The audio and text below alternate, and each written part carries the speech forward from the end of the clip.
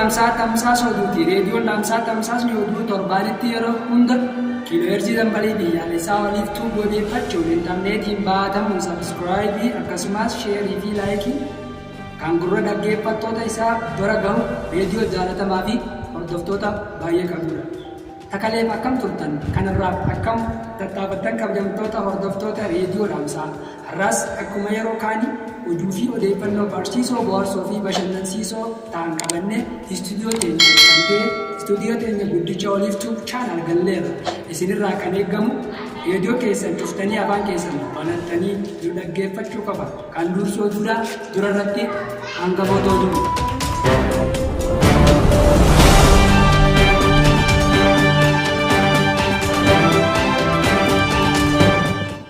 Ministeerri jaalalaa argaan qabamu obbo Ijii siidaa jaalalaa bakki mijataan onnee akka ta'e ifoomsan.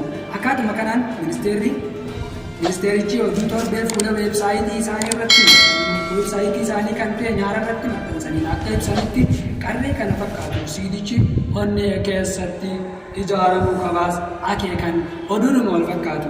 Muummeen ministeeraa qaama namaa obbo Sammuu galgala kana gama hojiin ministeera gita isaanii waliin marii gaggeessuuf beellaman.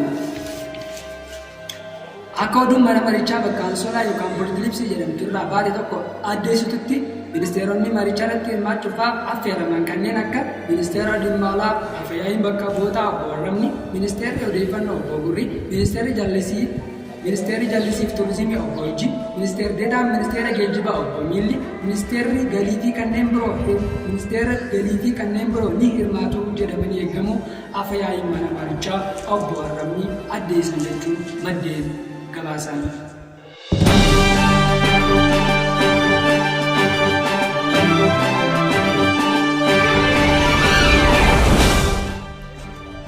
Oduu keenya lammaffaatiin waraanni Habaaraa qeerroo abdii biyyaa jedhaman irratti dhukaasa banuun qeerroowwan abdii biyyaa jedhaman baay'ee ciqileen jilbiiffachiisee haamamuu fi miimmaan keessaa jiisuun booji'aa jiraachuu addeesse.